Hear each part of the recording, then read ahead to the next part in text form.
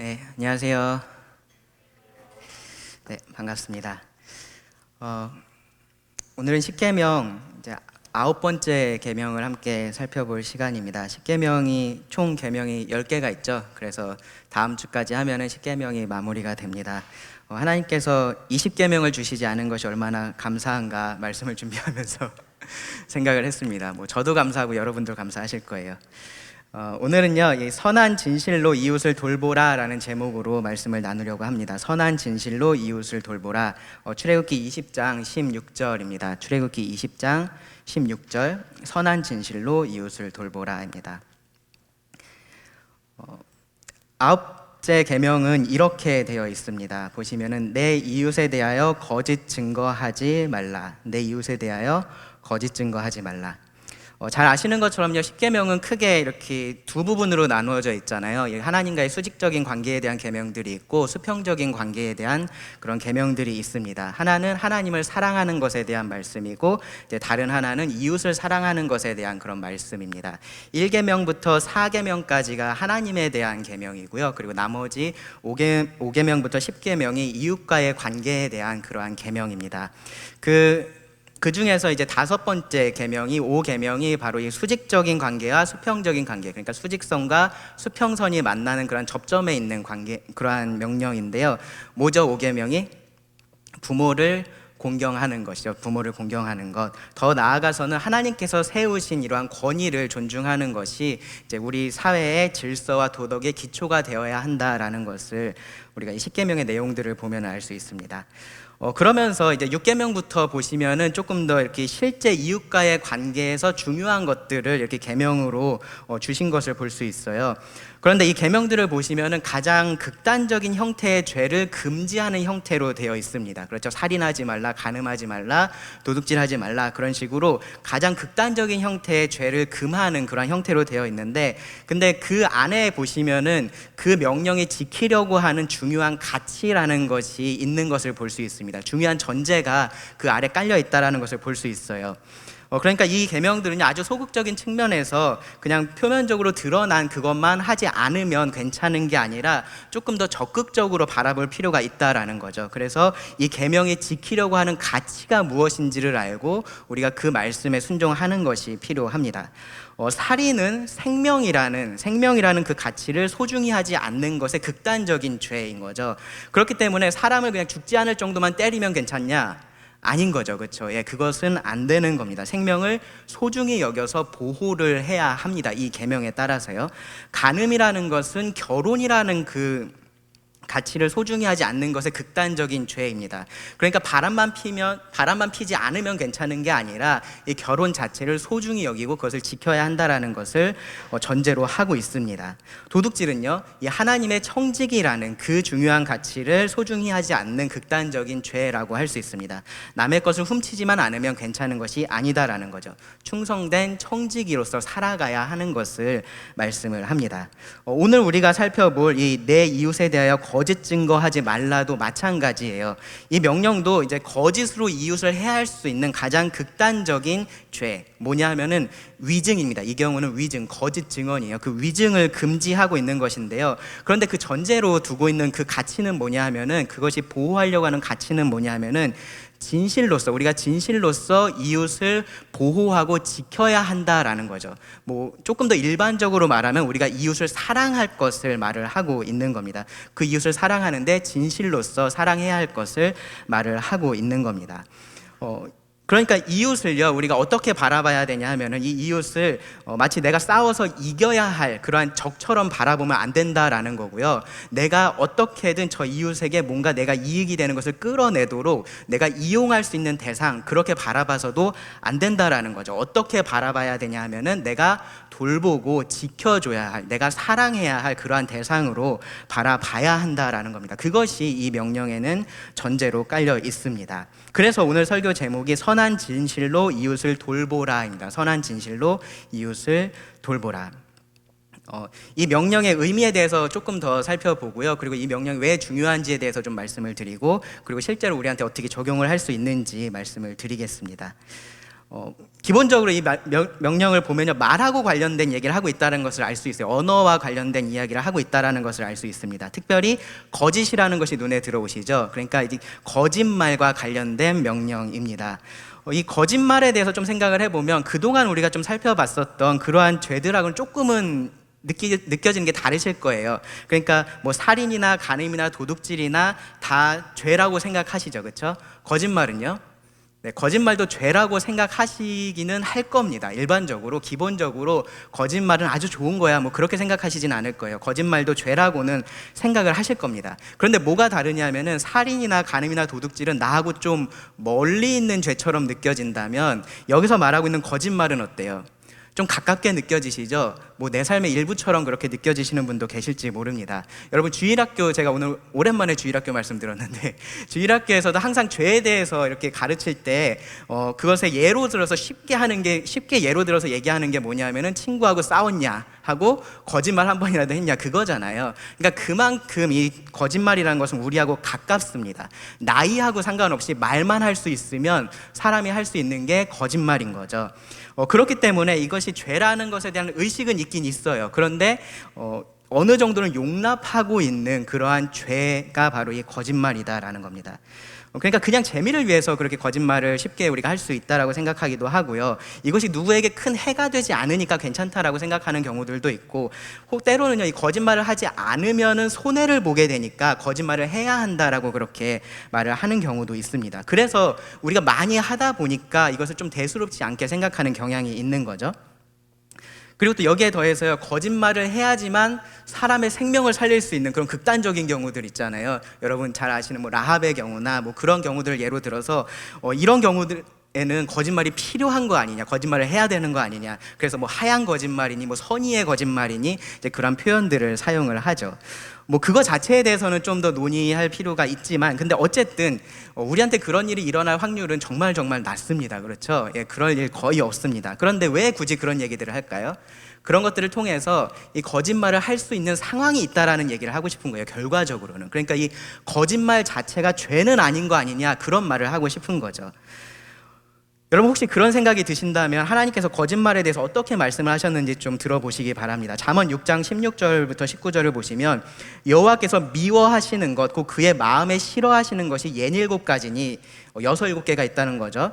곧 교만한 눈과 거짓된 혀와 무죄한 자의 피를 흘리는 손과 악한 계교를 꾀하는 마음과 빨리 악으로 달려가는 발과 거짓을 말하는 망령된 증인과 및 형제 사이를 이간하는 자니라.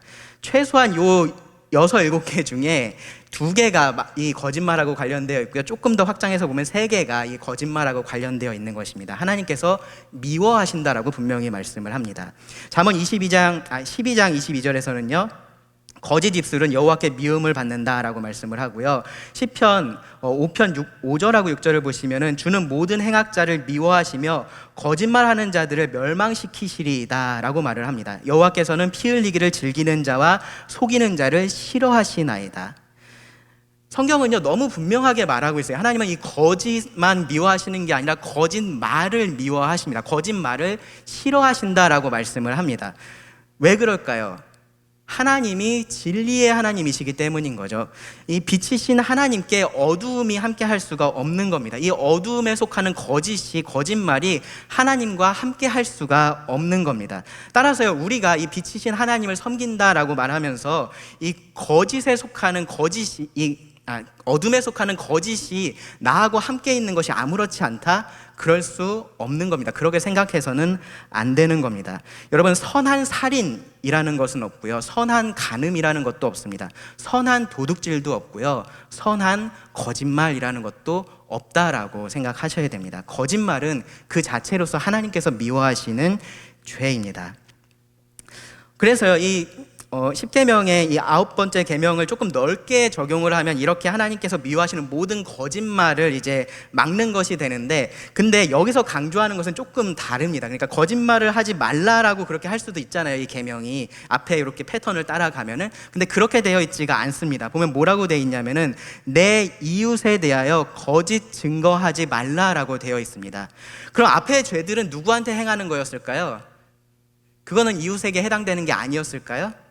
그것도 다 이웃에게 해당이 되는 것들이었겠죠. 살인하지 않는 것, 간음하지 않는 것, 도둑질하지 않는 것, 다 이웃에게 우리가 행할 수 있는 죄들이었습니다. 근데 거기에서는 굳이 이웃이라는 표현을 사용하지 않았어요. 그러니까 이웃이 해당되지 않아서가 아니라 특별히 여기서 말하고 있는 이 거짓 증언과 관련해서 이 이웃이 중요하기 때문에 특별히 여기서 언급을 하고 있는 겁니다. 이스라엘 백성들의 입장에서 여기서 이웃이라고 말하면, 내 이웃이라고 말하면 같은 이 언약의 공동체 안에 있는 이스라엘 백성들을 먼저 생각을 했을 거예요. 근데 예수님께서 누가 이웃이라고 말씀을 하셨죠? 누구든지 우리 곁에 있는 사람들이 이웃이라고 말씀을 하셨습니다. 우리가 삶에서 살아가면서 만나는 그 모든 사람들이 사실 이웃입니다. 그러한 이웃들에 대해서 거짓 증거하지 말라입니다. 거짓말하지 말라가 아니라, 일반적으로 거짓말하지 말라가 아니라 여기서는 분명히 재판 중에서 거짓 증언을 하는 것을 금하고 있는 겁니다. 즉 위증의 죄를 지금 말을 하고 있는 거예요. 자, 그러면 여기서 우리가 좀 의문이 들죠. 한 번이라도 증인으로 법정에 가보신 분 계신가요? 네, 이 자리에 안 계시네요. 그래서 저도 지금까지 살면서 한 번도 법정에서 증인으로 이렇게 무슨 증언을 했었던 적은 없어요. 그러면은 이제 아주 좋게 생각하면 사실 이 명령은 우리가 살면서 정말로 한두 번 맞닥뜨릴까 말까 그런 상황에 대해서 얘기를 하고 있다라고 그렇게 볼 수도 있겠죠. 그런데 우리가 이 말씀을 이해를 하려면, 이 명령이 왜 이 십계명에 주어졌는지를 좀 이해를 하려면 당시 상황에 대한 이해를 좀 할 필요가 있습니다. 한번 여러분 잘 생각해 보세요. 사람들이 살다 보면요, 시시비비라는 것을 가려야 할 때가 사실 굉장히 많아요. 생각보다 그런 일들이 많이 있습니다. 이제 결혼해서 부부가 둘만 살아도 둘 사이에서 무슨 갈등이 있고 어떤 상황에 대해서 서로 기억하는 게 달라서 막 이렇게 언쟁 같은 거 하게 되고 논쟁 같은 거 하게 되고 그럴 때 있어요. 그러면 이제 대부분은 이제 얘기를 하다 보면 이제 합의를 하고 문제를 해결하는 경우가 많은데, 이제 그렇게 되지 않을 때가 있죠. 그럴 때는 제3자의 어떤 중재가 필요하게 됩니다. 그런 경우들이 있습니다. 아이를 둘 이상 키워보신 분들은 아이들 사이에서 일어나는 일들에 대해서 부모가 굉장히 자주 재판관이 된다라는 거 아실 거예요. 둘 사이에서 일어나는 일인데 부모가 그 사이에서 중재를 해줘야 될 때가 굉장히 많이 있습니다. 그럼 그럴 때 뭐가 중요할까요? 어떻게 그 재판을 하는 게 중요해요? 공의롭게 하는 게 중요하잖아요. 그렇죠? 공정한 것이 굉장히 중요한 겁니다.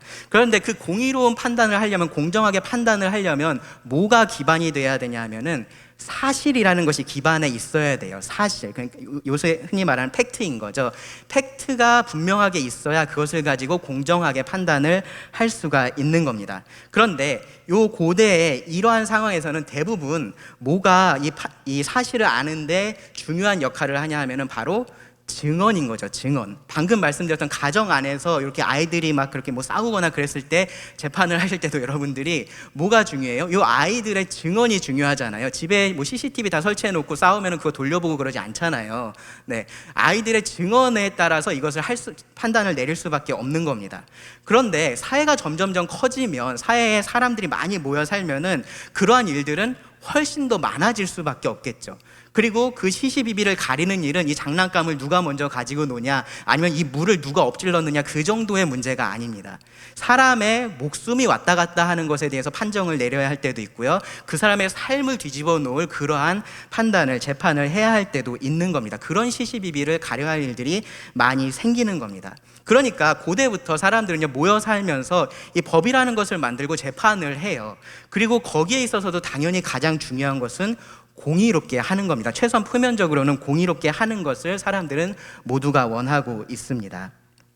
그리고 그러한 판결을 내릴 때 고대 사회에서 뭐가 제일 중요했겠어요? 증언인 거죠. 증언. 이 사람들이 뭐라고 얘기를 하느냐, 증언을 하느냐가 굉장히 중요합니다. 그거를 목격한 제3자가 있으면 그 사람의 증언이라는 것이 중요할 수밖에 없습니다. 뭐 오늘날처럼 CCTV도 없는 거고요, 뭐 녹음을 할 수도 없는 거고, 뭐 지문 채취가 가능한 것도 아니고, DNA 검사를 할 수 있는 것도 아니고, 그런 것들을 전혀 할 수 없는 상황에서 이 사실 여부를 판단할 수 있는 유일한 근거가 되는 것이 바로 이 목격자들, 증인들의 증언이다라는 거죠. 그리고 그러한 일들이 굉장히 자주 발생을 했다라는 겁니다.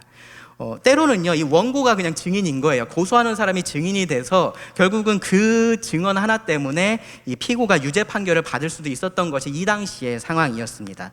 그러니까 사람들이 이것을 어떻게 했겠어요? 당연히 악용했겠죠. 충분히 악용할 수 있습니다. 어떻게 해요? 거짓 증언을 통해서 그렇게 할 수 있는 겁니다. 하지 않은 일을 했다라고 말할 수 있는 거죠. 그렇게 해서 이웃을 그냥 살인자로 만들어버릴 수 있고, 간음한 사람으로 만들어버릴 수 있고, 도둑질한 사람으로 만들어버리는 것이 그렇게 어렵지 않은 그러한 시대 상황이었다라는 겁니다. 그래서요, 이 하나님의 율법을 보면요, 이런 문제들을 막으려고 최소한 3가지 장치를 준비해 놨어요. 마련해 놨습니다.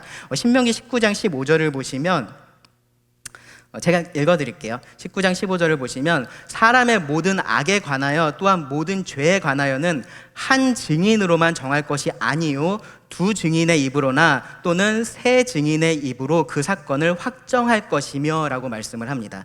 첫째는요, 한 사람이 아니라 최소한 2명이나 3명의 증인이 있어야 할 것을, 그러니까 복수의 증언이 있어야 할 것을 말합니다. 그래야지만 판결을 내릴 수 있게 한 거예요. 그 2-3 사람의 증언이 일치할 때만 이제 그것을 사실로서 받아들이게 한 겁니다. 그러니까 한 사람보다는 2-3 사람으로서 그렇게 증언을 하게 하는 것이 훨씬 더 안전하겠죠. 그리고요, 그 이어지는 말씀에 보면요, 또 이렇게 말씀을 합니다. 만일 위증하는 자가 있어 어떤 사람이 악을 행하였다라고 말하면 그 논쟁하는 쌍방이 같이 하나님 앞에 나아가 그 당시에 제사장과 재판장 앞에 설 것이요, 재판장은 자세히 조사하여 그 증인이 거짓 증거하여 그 형제를 거짓으로 모함한 것이 판명되면, 여기 잘 들으세요, 그가 그의 형제에게 행하려고 꾀한 그대로 그에게 행하여 너희 중에서 악을 제하라. 무슨 말인지 아시겠어요? 약간 좀 이렇게 헷갈리실 수도 있는데, 무슨 얘기냐면, 만약에 증인이 증언을 했는데 그것이 거짓으로, 위증으로 판결이 되면요, 이 피고에게 내려질 형벌을 그 증인이 받아야 한다라는 거예요. 만약에 살인죄로 기소가 돼서 내가 거기에 증인으로 가서 위증을 했다면, 그러면 그 살인죄에 대한 형벌은 뭐예요? 사형이잖아요, 그렇죠? 근데 내가 위증한 것이 밝혀지면 내가 그 사형을 당해야 했었다라는 말입니다. 그러니까 증언이라는 것을 가볍게 생각할 수 없는 거죠. 그냥 뭐 아니면 말고 뭐 그렇게 생각하면서 증언을 할 수 없게 그렇게 만든 겁니다. 거기에 하나가 더 있는데요, 신명기 17장 6절 7절을 보면, 죽일 자를, 여기서 이제 우상 숭배한 자를 이렇게 돌로 쳐서 죽이는 그런 경우입니다. 죽일 자를 2 사람이나 3 사람의 증언으로 죽일 것이요, 1 사람의 증언으로는 죽이지 말 것이며, 이건 먼저 했던 얘기죠. 근데 7절에 보시면, 이런 자를 죽이기 위하여는 증인이 먼저 그에게 손을 댄 후에 뭇 백성이 손을 댈지니라. 너는 이와 같이 하여 너희 중에서 악을 제할지니라. 실제로 그 형을 집행할 때 어떻게 하라는 거예요? 돌을 누가 제일 먼저 던져야 되는 거예요? 증언하는 사람이 그것을 던져야 된다라는 겁니다. 그러니까 이 증언의 무게를, 그것에 대한 책임을 증인이 감당을 하게 그렇게 한 겁니다. 만약에 무고한 자를 그렇게 죽게 만들면 그 책임이 누구에게 돌아가는 거예요? 그 증인에게 돌아가는 겁니다. 이런 율법의 의도는 우리가 분명히 알 수 있죠. 뭐냐면은, 누구도 이 증언하는 것을 가볍게 여기지 말고 진실되게, 거짓 증언을 하면 안 되고 진실된 증언을 해야 된다라는 겁니다. 그렇게 해서 그 사회가 그 질서 있게 유지될 수 있도록 이러한 계명을 주시는 겁니다. 그런데 이런 장치들이 있어도요, 근본적으로 위증을 막을 수는 없어요. 특히 어떤 힘의 차이가 있으면 재판이라는 것은 굉장히 일방적으로 그렇게 진행될 수밖에 없는 겁니다. 근본적으로 각 사람들이 이렇게 진실돼서 서로 신뢰할 수 있는 그러한 공동체가 되어야 하고요, 그 안에서 이 거짓 증언으로 이웃을 가해하면 안 된다라는 것이 지금 우리가 말하고 있는 10계명의 9번째 계명입니다. 그 계명의 의미입니다. 함께 살아가는 이 공동체를 지키라는 것이고요, 그 구성원인 이웃을 돌봐야 하는 그 가치에 대해서 말을 하고 있는 겁니다. 그리고 그런 것은 거짓으로서 우리가 할 수 있는 게 아니라 진실로서 그렇게 할 수 있다라는 겁니다. 거짓은 파괴하는 것이고요, 이 진실이 우리를 하나로 묶어줍니다. 그래서 이 명령의 의미는 선한 진실로 이웃을 돌보라는 것입니다. 자, 그러면 이 계명이 왜 그렇게 중요하냐? 다른 계명에 비해서 상대적으로 가볍게 보일 수는 있어요. 근데 이 9계명이 중요한 이유는, 중대한 이유는요, 이것이 말로써 가능한 범죄이기 때문에 그렇습니다. 근본적으로 말로써 할 수 있는 그런 범죄이기 때문에 그렇습니다. 말로 하는 거기 때문에 우리 삶에 아주 가깝고 아주 보편적으로 다루어지기 때문에 그렇습니다.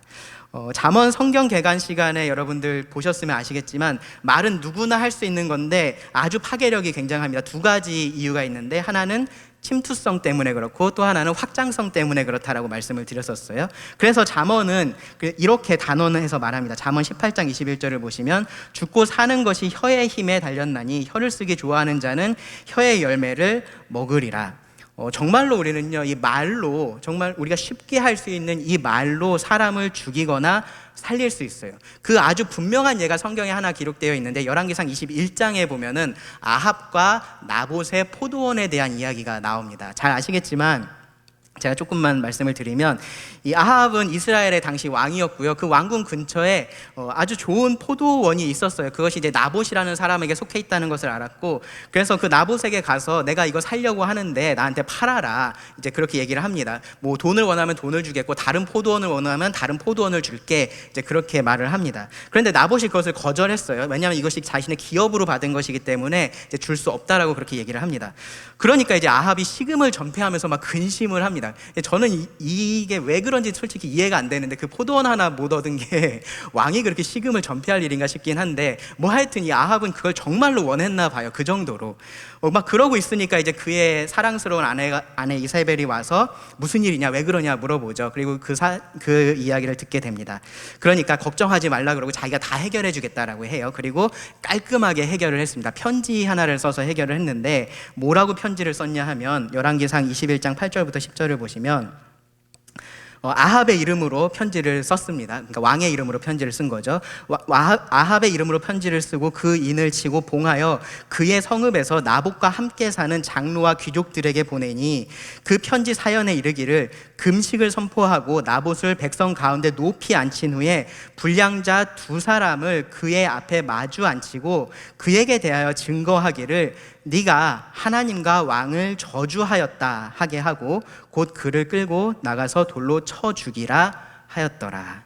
네, 이렇게 편지를 썼습니다. 그리고 이 편지가 전달되자마자 그대로 시행이 돼서요, 나봇은 아무런 영문도 모른 채 그렇게 죽임을 당하게 되고요, 아합은 기쁘게 그 포도원을 차지를 했습니다. 나봇을 죽이고 이 포도원을 차지하기까지 아합은 무슨 일을 했을까요? 뭐 특별히 아무것도 뭐 한 게 없어요. 그렇죠? 그냥 근심하고 막 그렇게 식음을 전폐하고 있었던 거, 뭐 그런 거밖에 없습니다. 그리고 그 아내가 하는 악한 일을 방관하고 있었던 것, 그거 하나가 있습니다. 그럼 그 아내 이세벨은 뭐를 했을까요? 대단한 일을 했나요? 아닙니다. 편지를 하나 썼습니다. 거기에 이러한 글을 써서 보냈을 뿐입니다. 그 결과로 한 사람이 목숨을 잃은 겁니다. 이것이 말의 힘인 거죠. 사울이 다윗을 찾아서 죽이려고 하는데 그 주변에 있는 측근들이 별로 이렇게 협조적이지가 않아요. 그래서 사울이 이제 그것에 대해서 막 불만을 토로합니다. 너네 어떻게 나한테 이럴 수 있냐, 막 그러면서 토로를 합니다. 그러니까 이제 그 자리에 있었던 도액이라는 사람이, 다른 사람들 다 조용히 있었는데 이 도액이라는 사람이 다윗이 이 제사장 아히멜렉에게 갔었다, 이제 그 얘기를 하죠.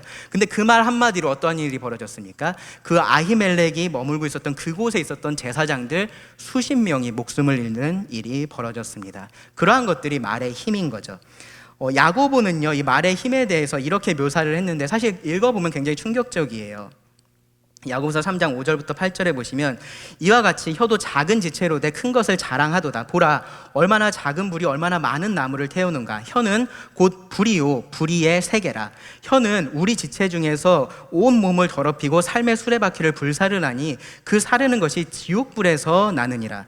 여러 종류의 짐승과 새와 벌레와 바다의 생물은 다 사람이 길들일 수 있고 길들여 왔거니와 혀는 능히 길들일 사람이 없나니 쉬지 아니하는 악이요 죽이는 독이 가득한 것이라. 말이 가진 힘이 이렇고요, 악한 말이라는 것은 더더욱이나 그렇다는 겁니다.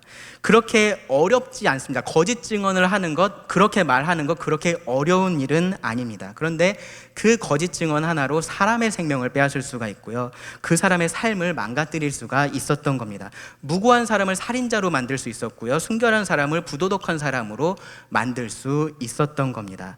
어린 아이들도 할 수 있는 그 몇 마디의 말로 그런 것들이 가능했었다라는 거죠. 그렇기 때문에 당연히 이러한 해를 가하기 때문에 이러한 거짓 증언은 금지되었어야 했는데, 그런데 그 영향력이라는 것은요, 사실 개인에게만 이렇게 미치지 않아요.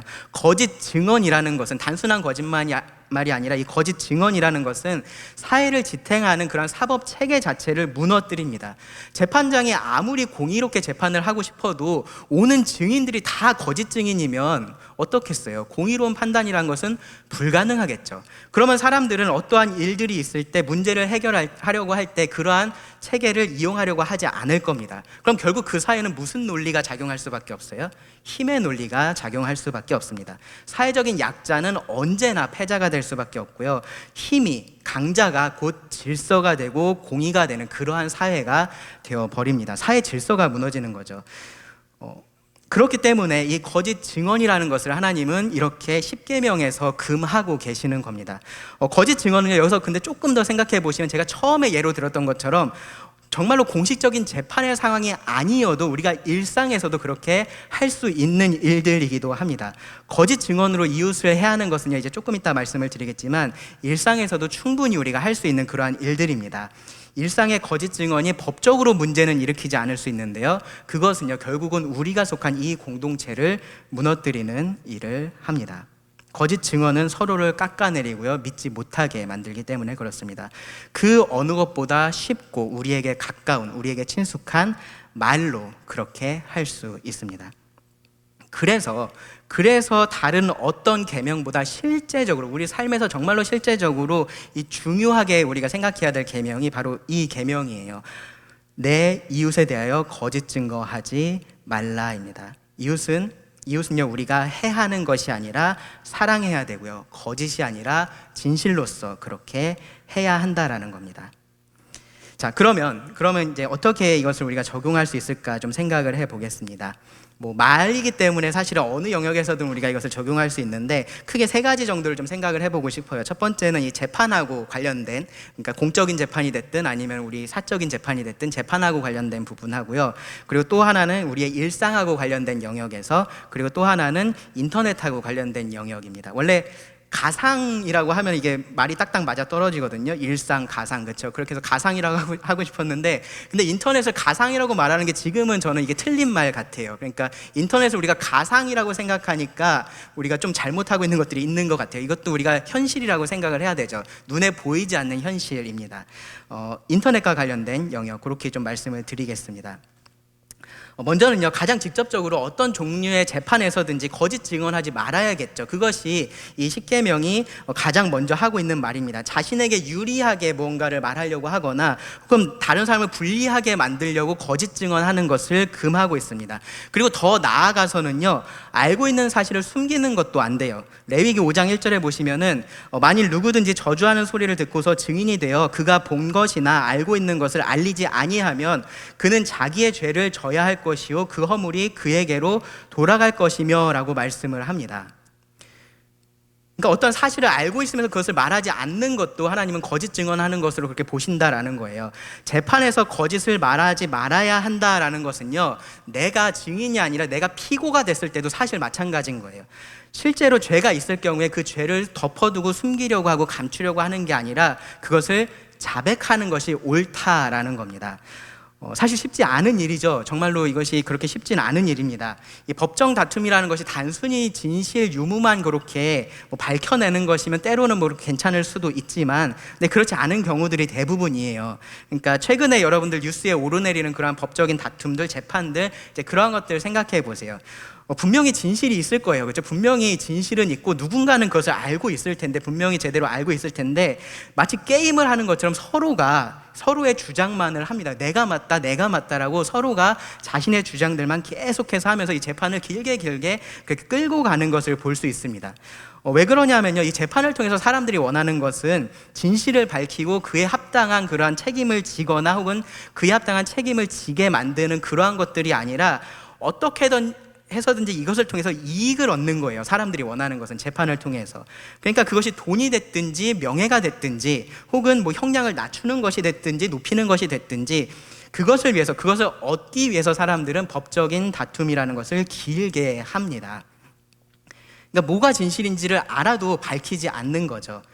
근데 그러한 상황에서 우리가 솔직하게 내가 알고 있는 것들을 그대로 다 이야기한다라는 것은 어떤 면에서는 싸움이 안 되는 거죠. 그렇죠? 아주 치명적인 단점이 될 수가 있는 겁니다. 특별히 나한테 불리한 증언을 내 입으로 한다. 그러한 자백을 내가 한다. 정말로 큰 손해를 감수해야 될 수도 있는 그러한 일입니다. 그런데 우리는 결과 때문에 하나님의 말씀에 순종하는 것이 아니잖아요. 그렇죠? 결과 때문이 아니라 그것이 하나님께서 우리에게 명하신 것이고 우리에게 원하시는 것이고 그것이 옳은 것이기 때문에 그렇게 하는 겁니다. 그리고 그렇게 하는 사람이 하나님의 백성이고요. 그렇게 했을 때 우리가 세상과 다른 우리의 진실을 이 땅 가운데 말을 할 수 있는 겁니다. 정식 재판에는 이제 여기 계신 분들은 최소한 가보신 적이 없는데 근데 이제 정식 재판은 아닌데 거기까지 이어질 수 있는 상황들은 우리 일상에서도 가끔씩 있어요. 저도 이제 무슨 예가 있을까 생각을 해보니까 교통사고가 있습니다. 차 사고 같은 것이 났을 때 이제 그러한 경우가 이러한 데 좀 적용될 수 있는 상황인 것 같아요. 요즘에는 이제 차에 다들 그 블랙박스라는 게 있잖아요. 그래서 이제 객관적으로 뭐가 사실이었는지 이렇게 좀 가리기에 좀 더 좋게 그렇게 되긴 했는데, 근데 여전히 그래도 실제로 그 사고가 났을 때 그것을 본 사람, 목격한 사람, 그 사람들의 증언이라는 것이 여전히 중요하게 작용을 합니다. 그래서 요즘에도 보면은 가끔씩 이렇게 교차로 같은데 플랜카드 같은 거 걸려 있는 거 있잖아요. 뭐 몇 시에 무슨 사고 목격하신 분 연락 주시면 뭐 이렇게 살해하겠습니다. 뭐 그런 것들 있잖아요. 그러니까 그런 것들이 여전히 이제 중요한 겁니다. 그럴 때 여러분 내가 그렇게 사고가 났을 때 우리 입장에서 항상 어때요? 내 과실을 줄여야겠죠, 그렇죠? 내 과실을 줄이고 싶은 마음이 항상 더 크겠죠. 그렇게 하기 위해서 거짓 증언을 하는 것을 지금 이 10계명의 9번째 계명은 금지한다라는 겁니다. 모든 책임을 우리가 다 져야 되고 사고가 많으면 다 제가 잘못했어요 그렇게 해야 된다는 얘기가 아니라 알고 있는 사실에 대해서는 그것을 감추지 말고 증언을 해야 된다라는 거죠. 그리고 그것에 따르는 책임이나 손해를 우리가 감당하는 것이 맞다라는 겁니다. 사고를 여러분들이 목격하실 수 있어요. 목격했는데 그 중에 한 사람이 나하고 아는 사람이야. 네, 가까운 사람인 거죠. 뭐 가족이 됐든 아니면 뭐 유평교회 성도가 됐든 만약에 그런 경우다. 그럴 때 여러분 그 상황에 대해서 증언을 해야 되는 상황이면 어떻게 하고 싶으시겠어요? 내 가족한테 조금 유리하게 말하고 싶겠죠. 유평교회 성도니까 우리가 사랑하는 마음으로 그렇지 이럴 때 성도의 사랑을 보여줘야지 거짓말을 제대로 해가지고 이 상황에서 내 성도를 구해내야겠다. 그런 생각 여러분들 혹시 하실 수 있는데 그렇지 않다라는 겁니다. 우리가 그렇게 목격자가 됐을 때도 분명하게 그 사실을 목격한 그대로 자기가 알고 있는 그대로 진술하는 것이 맞다라는 겁니다. 뭐 가족이나 성도한테 무슨 악한 감정이 있어서 사랑하지 않아서 그렇게 하는 것이 아니라 그것이 우리가 말씀에 순종하는 것이기 때문에 그래요. 그러니까요 여러분 혹시 그런 일을 당하시더라도 섭섭하게 생각하시면 안 돼요. 그러니까 교회 성도가 나에 대해서 불리한 증언을 해서 내가 뭔가 손해를 뭐 돈을 더 많이 냈다거나 뭐 보험료가 뭐 올랐다거나 혹시 그런 일들이 생기시더라도 여러분 섭섭하게 생각하시고 서운하게 생각하시면 안 됩니다. 나를 사랑하지 않는구나 그렇게 생각하실 문제가 아닙니다. 오히려 유평의 성도가 이렇게 하나님의 말씀에 정직하게 순종하고 있구나 그런 것들을 생각하시면서 감사하실 수 있어야 됩니다. 세상에서는 사실 그런 게 말이 안 되잖아요, 그렇죠? 세상에선 그것이 말이 안 될 수 있는데 최소한 교회는 그런 진리의 공동체가 돼야겠죠. 이 진리가 상식이 되는 그러한 곳이 공동체가 되어야 합니다. 만약에요, 이 자녀가 자식이 도둑질을 했는데 부모가 가서 그것을 다 부인하면서 얘는 도둑질 하지 않았어요 라고만 그렇게 계속해서 한다라고 생각해 보세요. 여러분 그런 것이 부모의 참된 사랑일까요? 아니면 그 잘못한 것에 대해서 인정을 하고 그리고 그것을 책임을 지게 해서 다시는 같은 잘못을 하지 못하게 하는 것이 정말로 그 자녀를 사랑하는 걸까요? 우리가 그런 측면에서 이러한 것도 접근을 해야 됩니다. 나에 대해서 나쁜 말을 해주지 않는 사람이 나에 대해서 뭔가 유리하게 말해주는 사람이 나를 사랑해주는 사람이라고 생각할 수 있지만 그렇지 않다라는 겁니다. 오히려 진리는 우리가 진리 가운데서 사랑할 수 있는 겁니다. 사랑은 허다한 죄를 덮지만 거짓으로 그렇게 사랑할 수는 없는 겁니다. 진리 안에서 함께 짐을 지는 것이 진짜 사랑입니다. 그러니까 여러분 혹시 또 외딴 곳에 아무도 없는 곳에 가서 몰래 사고 내실 수도 있어요. 그렇죠? 사고 내서 내가 여기서 가도 전혀 발각될 염려가 없다고 100% 확신하실 수 있을 때도 있어요. 그럴 때 어떻게 하는 거냐 하면은 그 사고 사실을 알리고 그에 대한 책임을 지는 것이 우리가 이 말씀에 순종하는 겁니다. 여기서 조금 더 생각을 해보면요, 사적인 재판 같은 거 있습니다. 사적인 재판. 그러니까 다른 사람과 어떤 사실관계를 놓고서 내가 이렇게 뭔가 좀 언쟁을 하거나 그럴 때 있어요. 그럴 때도 당연히 어떻게 얘기해요? 당연히 내 논리를 보호하고 싶고 내 논리가 맞다라는 것을 주장하고 싶으니까 저 사람에게 유리할 것 같은 얘기는 내가 알고 있어도 얘기 안 하겠죠, 그렇죠? 우리 그렇게들 많이 하실 거예요. 근데 그렇게 하지 말라라는 겁니다. 다른 어떤 사람들 사이에 다툼에 내가 중간에 원하지 않게 끼어 있을 수 있어요. 그 중간에서 증인이 되어야 될 때도 있고 재판관이 되어야 될 때도 있습니다. 그럴 때 뭐 사실은 어떻든지 상관없이 나하고 조금 더 친한 사람, 내가 조금 더 마음이 가는 사람의 편을 들어주고 싶을 때가 있어요. 그럴 때 여러분 이 말씀을 기억하셔야 됩니다. 레위기 19장 15절에는 보시면 너희는 재판할 때 불의를 행하지 말며 가난한 자의 편을 들지 말며 세력 있는 자라고 두둔하지 말고 공의로 사람을 재판할지며. 그러니까 이것이 공적인 자리에서만 그렇게 하는 것이 아니라 우리가 사적인 자리에서도 이러한 사람들이 되어야 한다라는 겁니다. 그래서 우리가 서로가 서로를 믿을 수 있는 그러한 사람들이 되어야 된다라는 거죠. 이런 말씀에 순종할 때 이제 내가 손해를 보는 것 그거 감당하기 힘들 수 있습니다. 그런데 또 한편으로는 나 때문에 또 다른 사람이 손해 보는 것 또 그것이 생각이 나니까 이제 정말로 그럴 때 순종하기 어려울 때 있어요. 아마 그런 경험들 해보셨을 텐데. 그래서 이제 평소에 정직한 사람들도 이제 중요한 순간에 진리보다 거짓을 그렇게 선택하게 되는 경우도 있습니다. 그런 면에서 어떻게 보면 우리가 이제 하나님을 온전히 신뢰하지 못한다라는 그런 연약함들이 좀 드러나는 겁니다. 여러분, 너를 위해서 나는 거짓을 선택하겠어 라는 말을 여러분 사랑으로 생각하지 마시고요. 정말로 진리를 이야기하는 것, 진실을 이야기하는 것을 사랑으로 생각하시기 바랍니다. 참된 사랑이라는 것은요, 정말로 사랑이고 진리이신 하나님을 떠나서는 존재할 수가 없는 것이기 때문에 그렇습니다. 하나님을 사랑하는 사람이 이웃을 사랑하는 사람이고요. 그리고 이웃을 사랑하는 사람은 그렇기 때문에 진리로, 진실로 사랑을 합니다. 우리도 그렇게 이웃을 사랑해야 됩니다. 다음으로 이제 좀 일상하고 관련된 영역에서 제가 특별히 이 명령이 강조하고 있는 것 하나는 뭐냐 하면요. 이웃에게 해를 가하는, 거짓으로 이웃에게 해를 가하는 험담에 대한 부분이에요. 험담에 대한 부분. 그러니까 험담이라는 것은 그 사람 앞에서는 하지 못할 말을 뒤에서는 하는 거잖아요. 이제 그런 게 험담인데, 이제 비슷한 말로는 뭐 비방이나 중상이나 뭐 모략, 뒷담화 뭐 그런 것들이 있습니다. 대부분 목적은 뭐예요? 그걸 통해서 그 사람을 깎아내리는 거죠. 그 사람을 깎아내리고 평판을 해치고 이제 그러한 목적으로 그 사람의 안 좋은 면을 부각시키는 겁니다. 그렇게 하기 위해서 우리가 어떻게 하냐면은 거짓 증언이라는 것을 합니다. 하지도 않은 말을 했다라고 얘기를 하고요. 하지도 않은 일을 했다라고 쉽게 말합니다. 했던 말을요, 그 사람이 분명히 했던 말이긴 한데 앞뒤 문맥 다 잘라내고 그것만 딱 가져와서 이 사람이 이렇게 말했어 라고 말을 합니다. 왜곡을 하는 거죠. 그 의도를 훼손을 하는 겁니다. 그 사람이 요만큼 말을 한 거를 이렇게 말을 했다고 부풀리면서 우리가 다른 사람을 험담을 합니다.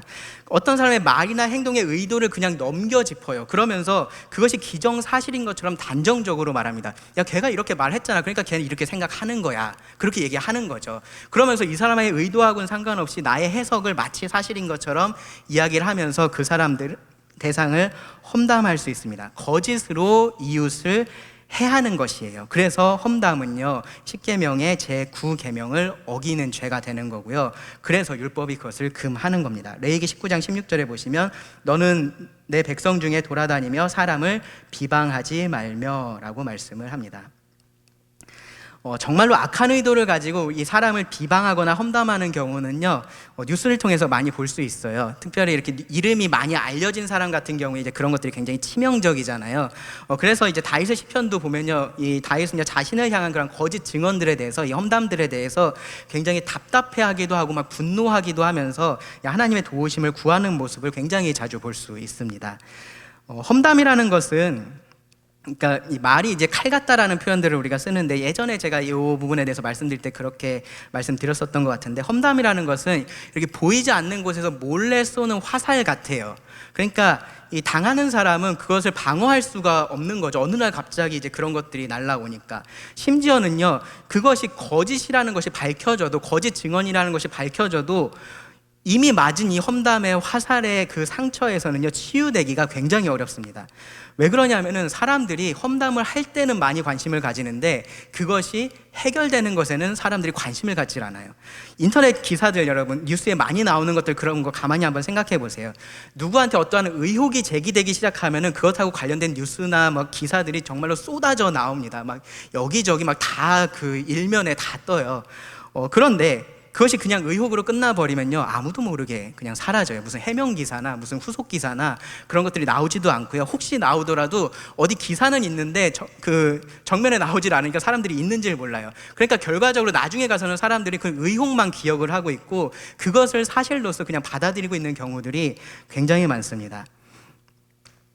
이 의혹을 제기할 때는 사람들은 다들 정의의 사도들 같아요. 그래서 막 이 진실을 알아내는 것이 세상에서 제일 중요한 것처럼 막 그것을 캐내고 막 그것을 찾고 그렇게 합니다. 그런데 막상 진실을 알아내면 그것에 대해서는 관심이 없습니다.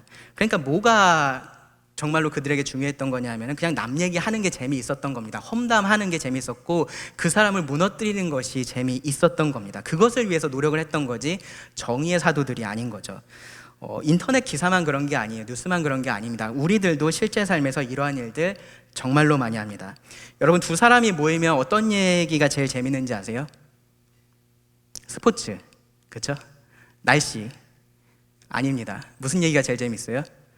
그 자리에 없는 사람 얘기가 제일 재밌어요. 그 자리에 없는 사람 얘기하는 게 제일 재밌습니다. 특히 무슨 어려움이 있거나 문제가 있는 사람 얘기들을 사실 많이 하죠. 야, 있잖아, 그 자매가 있잖아, 이런 일들이 있는데 라고 시작하면서 이야기를 시작을 합니다. 혹은요, 자기가 무슨 어려움이 있다라고 얘기를 하면서 들어달라고 얘기를 해요. 아, 내가 있잖아, 그 형제랑 뭐 이런 일들이 있었는데 라고 하면서 이야기들을 시작합니다. 근데 그 이야기가 결국에 들어보면 내 얘기나 그 사람의 어려움을 얘기하는 것이 아니라 그 자매나 그 형제의 나쁜 점들을 이야기하는 것으로 흘러갈 때가 정말로 많이 있습니다. 그러면서 항상 뭐라고 중간중간에도 그런 얘기 많이 하고 마지막에도 뭐라 그러냐면은 너만 알고 있어. 큰 목소리로 절대 안 해요. 저 귀에다 대고서 야, 이거 너만 알고 있어야 돼. 그렇게 얘기를 합니다. 그러면서 두 사람이 세상에 둘도 없는 친구가 돼요. 왜냐하면 비밀을 공유한 대단한 사이가 되는 거잖아요. 둘도 없는 친구가 됩니다. 근데 문제는 뭐냐면요, 이 세상엔요 그렇게 비방과 험담으로 묶여져 있는 그런 세상에 둘도 없는 친구들이 너무 많다라는 거고요. 그 둘도 없는 친구들끼리 서로 다 얽혀 있다라는 거예요. 무슨 말이냐면은 A하고 B하고 C가 친하면은 A하고 B가 모이면은 C를 험담하면서 둘이 둘도 없는 친구가 되고, B하고 C가 모이면은 A를 험담하면서 둘이 친구가 되고, 그리고 누구 했죠? 네, B하고 C 얘기했나요? 네. A하고 C 얘기 안 했죠. A하고 C가 모이면 B를 험담하면서 둘도 없는 친구들이 됩니다. 때로는요, 이 사실이 더 복잡한 데도 있어요. 한 5명 친구가 있는데 뭐 3명은 알고 있는데 2명은 모르는 사실, 4명은 아는데 1명은 모르는 사실, 뭐 그러한 것들 굉장히 많아요. 근데 그러다가 이제 본인들도 헷갈리는 거죠, 어느 순간. 그래서 하지 말아야, 얘 알고 있는 줄 알고 얘기했는데 모르는 거야. 그렇게 되면 어떻게 되나요? 결국 그 5명의 관계가 모두 폭파됩니다. 잠언에서 이렇게 말씀을 해요. 잠언 16장 28절을 보시면 패역한 자는 다툼을 일으키고 말쟁이는 친한 벗을 이간하느니라. 여러분, 이거 기억하셔야 돼요. 나에게 남의 말 하기 좋아하는 사람은 남에게 나의 말 하기도 좋아합니다. 나에게 남의 말을 와서 하는 사람은요, 그 사람은 다른 사람에 가서도 내 이야기를 한다라고 여러분 생각을 하셔야 돼요. 그런 사람은요, 뭔가 둘만의 이렇게 비밀 같은 거를 공유하면서 나는 네 편이야, 너는 내 편이야, 그렇게 친밀감을 주는 것처럼 말하지만 사실 그런 것들이 착각이다라는 겁니다. 결국은 정말로 중요한 이 신뢰의 관계를 깨뜨리게 만듭니다. 이 거짓에 기초한 이런 관계들은요, 드라마로 보면 재밌는 거예요. 근데 여러분, 실생활에서는 이런 것들을 보여주시면 안 됩니다. 하나님의 백성 안에서는 이러한 관계들이 있어서는 안 됩니다. 험담은요, 최소한 2사람이 모여야지 가능해요. 그렇죠? 그러니까 다른 사람 욕하는 것은 혼자서도 할 수 있잖아요. 뭐 들리든 말든 그냥 혼자서도 할 수 있는데, 험담을 하려면 최소한 2사람이 필요합니다. 근데 그 말은요, 무슨 말도 되냐 하면은, 험담은 하는 것뿐만 아니라 듣는 것도, 그것을 듣고 있는 것도 그 험담에 가담하고 있다는 얘기가 되는 거예요. 왜냐하면 내가 듣고 있지 않으면 안 할 거잖아요. 그렇죠? 그러니까 험담은 듣는 것도 이 험담에 가담을 하는 겁니다. 하나님의 이름으로 살아가는 사람들에게, 성도들에게 이러한 거짓으로 모욕하는 험담은 해서도 안 되고 들어서도 안 되는 겁니다. 다른 사람에 대해서 말할 때 처음부터 나쁜 의도를 가지고 말하지 않을 수 있어요. 특별히 이제 경건한 성도들이 함께 교제할 때 좋은 의도로 그런 이야기들을 시작할 수 있습니다. 그런데 혹시라도 이야기를 하는 중에 본인들도 모르게 점점점 뭔가 좀 방향이 이상하게 흘러간다는 것을 여러분 느끼실 때가 있을 거예요. 그럴 때는 그 대화를 멈추셔야 된다라는 겁니다. 이 성도와 교제할 때 그 자리에 없는 성도에 대해서 우리가 얘기할 때는요, 그 성도를 돕고 사랑하기 위한 그러한 목적으로만 해야 되는 거죠. 필립 라이크는 그래서 이렇게 얘기를 했어요. 우리가 다른 사람의 죄에 대해서 이야기할 수 있는 유일한 시간은 그들에게 영적인 도움을 주는 것이 우리에게 하나님이 주신 책임일 때다. 그러니까 우리가 그들을 영적으로 도와주려고 할 때만 그러한 죄에 대해서 이야기를 할 수 있다라는 거죠. 정말로 진실된 마음으로 어떠한 허물이 있는 어떤 죄 중에 있는 형제나 자매를 돕기 위한 것이 아니라면 그들의 허물을, 그들의 잘못을 다른 사람들과 나누는 것은요, 여러분이 어떻게 그것을 포장해서 얘기를 하신다고 해도 그것은 성경에서 금하고 있는 험담이고 비방이다라는 겁니다. 험담은 이제 성경에서 이런 말들이 굉장히 재밌죠. 남의 말 하는 것은 별식과 같다라고 얘기를 하죠. 정말로 그것이 맛있는 음식처럼 느껴지는 겁니다. 그래서 자꾸 먹고 싶은 거예요. 또 어떤 사람들은요, 남 얘기하는 거 아니면 할 얘기가 없다라고 생각하는 사람들도 심지어 있어요. 그리고 그런 것들이 이제 둘만의 비밀로서 끝나는 건데 뭐 그렇게 큰일이냐 그렇게 생각하는 경우들도 있습니다. 그런데 그렇지 않아요. 이 험담이라는 것은요, 의도했든지 의도하지 않았든지 아까 말했던 그런 사슬들 있죠. 그런 사슬들을 타고 결국 소문이 되고 퍼져갑니다. 결국은 우리가 한 사람을 무너뜨리는 일이 됩니다. 그 거짓 증언을요, 모든 사람이 그렇게 사실로 알고 있게 만들 수도 있는 겁니다. 그리고 결국 그러한 일들이 우리 교회 안에 있다면 이 진리의 기둥과 터인 교회가 그러한 거짓된 관계로서 무너져 내리는 겁니다. 예수님은 우리가 진리로 하나 되기를 기도하셨어요. 그렇죠? 거짓은 우리를 분열시키는 거고요, 무너뜨리는 겁니다. 험담은 일상화돼서 우리의 이웃을 해야 하는 거짓 증언이라는 것 여러분 잊지 마시고 절대 피하시기 바랍니다. 세 번째로요, 이 거짓 증언과 관련해서 지금 세대에 좀 우리가 좀 신경을 써야 될 것이 바로 이 인터넷하고 관련된 부분이에요. 인터넷을 통해서 이렇게 확장된 그 세계 안에서 이 제9 계명을 지키는 겁니다. 먼저 인터넷, 특히 이제 SNS 그렇게 많이 하시는 분들 계실 거예요. 그런 분들은요, 앞서서 언급했던 이러한 거짓 증언 혹은 험담을 손가락으로 하지 않도록 여러분 조심하셔야 됩니다. 여러분 입으로는 하지 않으니까 괜찮아가 아니라 손가락으로 하는 것도 사실 마찬가지입니다. 인터넷은요, 익명성이라는 것이 어느 정도 보장돼요. 그렇죠? 뭐 최근에 뭐 그렇게 뭐 실명제 그런 거 한다고 해도 익명성이 어느 정도 보장이 되고, 또 실제로 그 인터넷에서 만나는 사람을 내가 이 현실 세계에서는 만나지 않을 확률이 높은 경우들도 많아요. 그 말은요, 뭐냐면은 그만큼 이 험담의 죄를 짓기가 더 쉬워진다라는 거예요. 이 거짓 증언을 하기가 그만큼 더 쉽다라는 겁니다. 우리가 눈앞에 있는 사람한테 욕하긴 쉽지 않잖아요. 그러니까 뒤에 가서 하는 거잖아요. 근데 이 인터넷이라는 것은 이제 그러한 것들을 어느 정도 좀 보호해주는 장치가 돼서 우리가 그 속에 숨어서 이러한 죄들을 쉽게 그렇게 범할 수가 있습니다. 이런 경향이 있다라는 건요, 어떻게 보면 뭐를 보면 알 수 있냐면은 댓글들 보면 쉽게 알 수 있어요. 여러분 뭐 뉴스 기사나 아니면 어떤 동영상 같은 거 댓글 한번 봐보세요. 댓글 쭉 내려보면요, 싸우지 않는 댓글들이 없어요. 다 뭔가를 가지고는 서로 싸우고 있고, 뭐 말도 안 되는 거 가지고 서로 막 이렇게 깎아내리고 비방하는 일들이 그 안에 굉장히 많이 있습니다. 실제로 만나면 그 사람들이 그렇게 할까요? 서로 눈을 보고서 얘기를 한다면 그렇게 하지 않을 겁니다. 그런데 인터넷이라는 공간 안에 있어서 그 사람이 보이지 않으니까 그렇게 쉽게 할 수 있다라고 생각하고 그렇게 하는 겁니다. 그런 죄에 우리가 동참하지 않도록 조심하셔야 됩니다.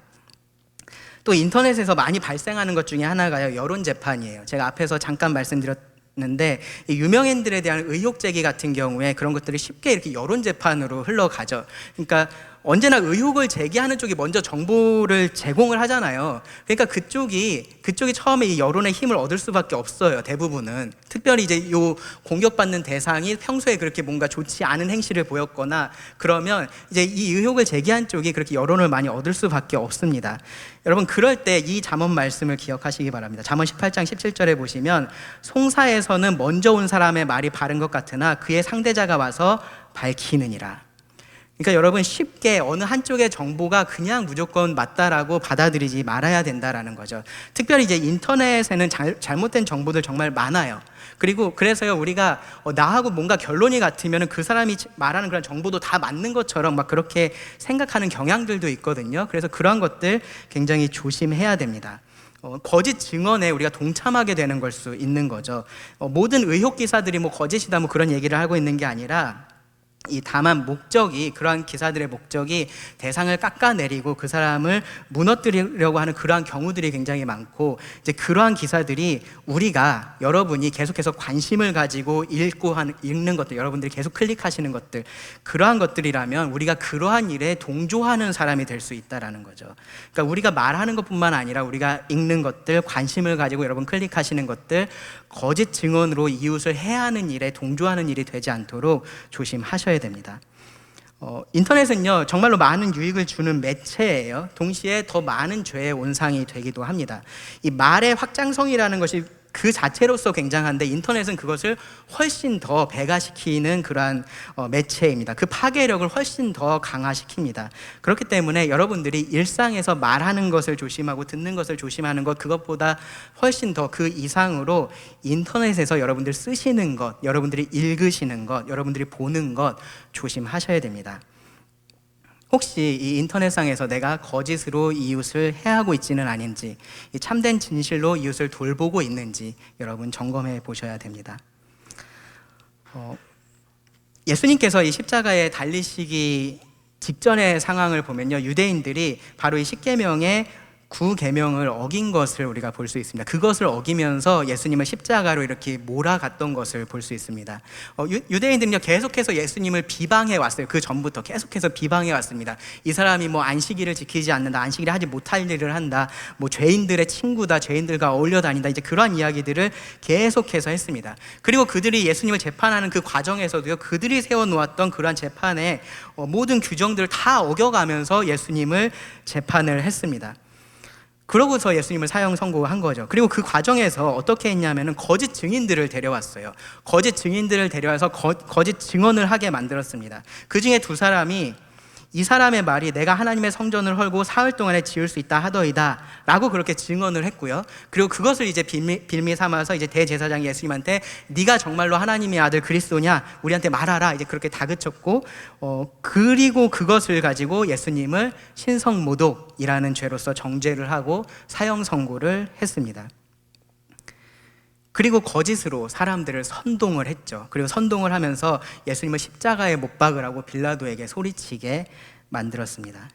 그러니까 이 십계명의 이 9계명을 어기는 대표적인 죄, 이 거짓 증언과 험담, 중상모략으로 인해서 예수님께서 십자가에 달리셨다라는 거죠. 그런데 정말로 아이러니한 건 뭐냐면은 예수님은 그렇게 이 사람들에 의해서 십자가에서 죽으시는 것으로서 이웃 사랑의 최고의 본을 보여주셨다라는 겁니다. 이웃을 위해서 예수님은 목숨을 그렇게 바치셨습니다. 구약의 이 십계명 앞에 있었던 이스라엘이 있었지만 오늘날 우리도 지금 이 십계명의 앞에 있습니다. 그리고 이 제9계명 앞에 있는 우리들은요, 우리가 바로 이러한 예수님의 희생의 사랑으로 하나님이 백성이 되었다라는 것을 기억을 해야 됩니다. 그리고 그 예수님의 증인으로서 우리가 이 땅에서 살고 있는 사람들이다라는 사실을 기억을 해야 됩니다. 그러한 예수님의 은혜 앞에서 우리가 과거에 지난 죄에 대해서 회개할 것이 있으면 회개를 해야 되는 거고요. 그리고 다시 이 주님을 십자가에 못 박았었던 그 죄를 우리가 범하지 말아야 됩니다. 대신 주님처럼 우리가 이웃을 선한 진실로서 돌보는 것으로 사랑을 해야 됩니다. 이웃을 해하는 우리의 거짓 증언은요, 예수님에 대한 우리의 참된 증언을 정말로 아무런 의미가 없게 만들 겁니다. 처음에 이 제9계명이요, 우리하고 가장 가깝게 느껴지는 계명이라고 말씀을 드렸어요. 근데 그 말은요, 여러분 무슨 말이 또 되냐면요, 우리가 이 계명에 순종을 하면, 우리가 이웃에 대하여 거짓 증언하지 말라라는 이 계명에 우리가 순종을 하면 우리의 이웃들이 가장 가깝게, 가장 체험적으로 바로 이 이웃을 사랑하라는 예수님의 명령에 순종하는 우리의 모습을 알 수 있다라는 얘기도 됩니다. 그 이웃 사랑을 그들이 체험적으로 느낄 수 있게 된다라는 겁니다. 나를 위해서라면 정말로 거짓도 아무런 상관없는 이 세상 속에서요, 우리가 이 이웃을 위해서 진실을 말하는 그러한 사랑으로 우리가 살아간다면요, 그리고 그러한 사랑이 우리 이 교회 안에 가득하면요, 그러면요 이 세상에 정말로 참된 증인이 우리가 될 수 있을 겁니다. 기도하고 말씀을 줄이겠습니다. 하나님, 하나님의 말씀이 빛이고 또 우리 발의 등임을 다시 한번 생각해 보게 됩니다. 우리가 살기 편한 대로, 나에게 이익이 되는 대로 이 세상을 살아가는 것이 아니라 주의 말씀에 따라서 살아갈 수 있기를 원합니다. 그러한 힘을 우리에게 더하여 주시기를 원합니다. 오늘 말씀처럼 우리의 이웃을 사랑하고 진리로 그들을 지키고 돌볼 수 있는 지혜와 용기를 허락하여 주시기를 원합니다. 들은 모든 말씀을 또 주님께 의지하며 예수님의 이름으로 기도드립니다.